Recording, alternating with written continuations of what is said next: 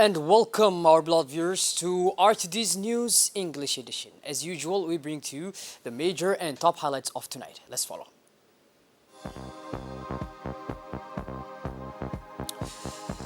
Unannounced checks on compliance with labor legislation without complicity or privilege. ITLS, NFIP, and CNSS. And on the international scene, the Israeli war against Gaza, the Slovenian government proposes recognition of Palestine. Those were the major and top highlights. Welcome back to our newsroom, our beloved viewers. Mr. Yassin Hussein Douali recently presented his credentials to His Excellency Andrzej Duda, President of the Republic of Poland, in his capacity as Ambassador Extraordinary and Plenipotentiary of the Republic of Djibouti to the Republic of Poland, with residence in Berlin, Warsaw.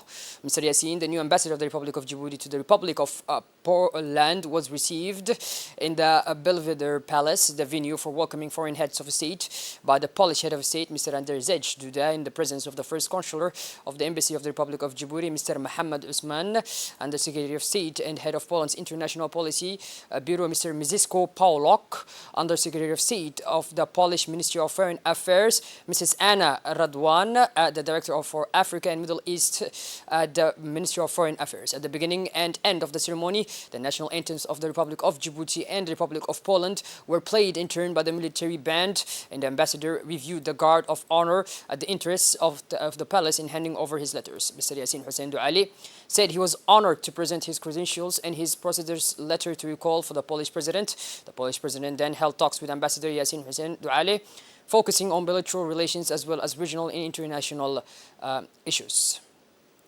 On the afternoon of Wednesday, May 29, 2024, ADDS, in collaboration with the commune of Balbala, organized a closing ceremony for a cooking and self-technique training project for 18 young people with special needs in precarious situations at the Sunnat al-Hayat Association Training Center. This training project, which is part of the second integrated urban development project for Balbala, financed by the French Development Agency and implemented by the ADDS, was attended by the Honorable Deputy Mr. Suleiman Daher, the President of the Commune of Balbala, Mr. Mohamed Hassan Said, and the representative of the French Embassy. The directors of the French Ministry of Foreign Affairs, the directors and the representative of the Ministry of Foreign Affairs and the directors of the French Ministry were also present.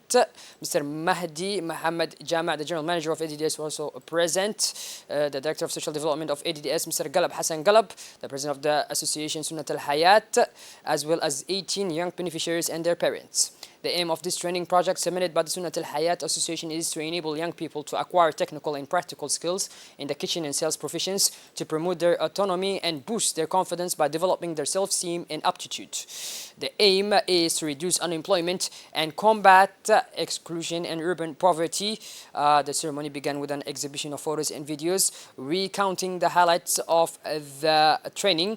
The visuals overview enabled all participants to relive the highlights and celebrate the ground they have covered together. The President of the Commune of Balbala, Mr. Mohamed Hassan Said, congratulated ADDS on its contribution to the SEL mission. Through this technical and financial support, ADDS aims to increase the capacity of associations to fulfill their roles and functions so that they can play an active part in the development efforts at neighborhood level. As part of this vast operation, in accordance with the directives and instructions of the Ministry of Labor, the Inspector General of Labor and Social Legislation carried out inspections of private companies last Thursday. The fundamental aim of the inspections was to establish an operational approach based on rigorous planning and preparation in order to improve the organization of the inspection campaign, with particular emphasis on the strict application of legal provisions governing the employment of foreign workers. In order to achieve maximum regulatory coverage, 2 teams have been mobilized with a balanced geographical distribution, one for the city center and the other team dispatched to the economic zone in the commune of Balbala. In addition, it should be noted that the teams mobilized in this way have the exclusive remit of carrying out verification operations, checking the legality of personnel employed on structure sites, and prohibiting the employment of foreign workers in an irregular situation in the construction sector. The underlying aim of these controls is to offer opportunities to young Djiboutians who today have the professional skills required to apply for the job currently occupied by foreigners. Likewise, in his capacity as guarantor of labor legislation, the Inspector General of Labor launched a solemn appeal to all companies and firms employing foreigners to take the appropriate steps to comply with the regulatory rights provided for by the national legislation. Failing which they will be subjected to appropriate measures.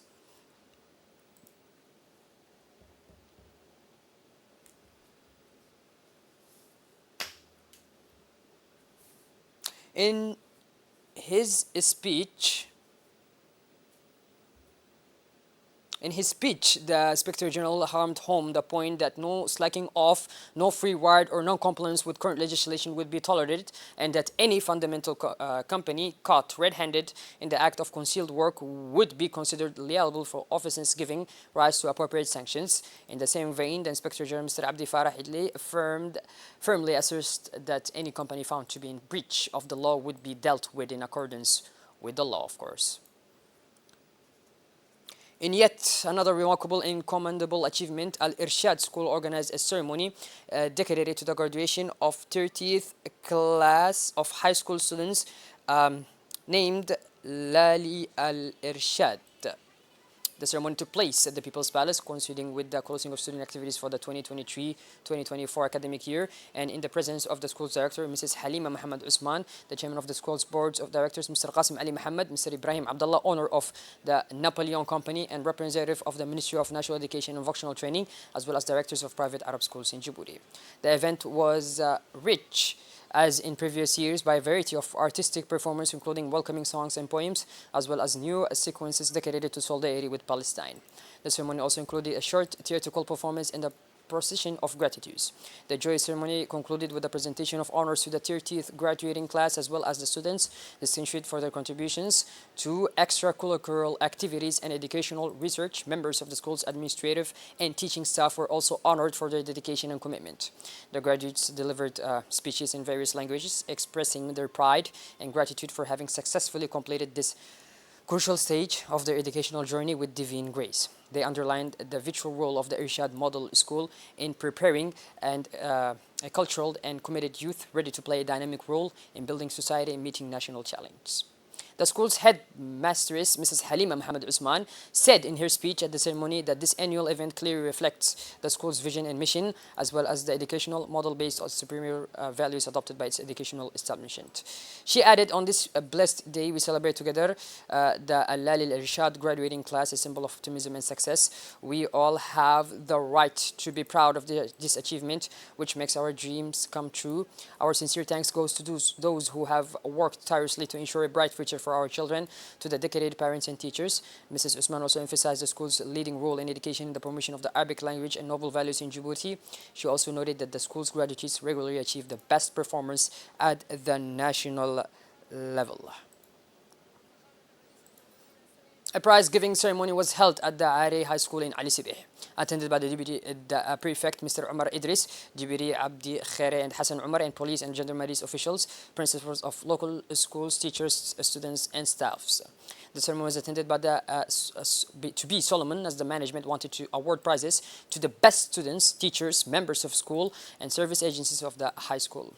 The ceremony began with verses from the Holy Quran read by the terminal student, followed by the national anthems and speeches. The principal, Mr. Ahmed Abdul Qadir Ukiye, first welcomed the guests, telling them about the general ideas behind the ceremony, highlighting the excellent work of some of the students, how they were mastering languages and scientific subjects, and that the school expected these students to achieve an honorable ranking in this year's baccalaureate degree. Regional Inspector Muhammad Aden Galle then stressed the importance of this ceremony. For his part, the Deputy Prefect honored the various winners of the ceremony by congratulating them. The region is a region of competition by the sporting or educational or even cultural. He urged the students to continue learning and above all to respect their parents and teachers.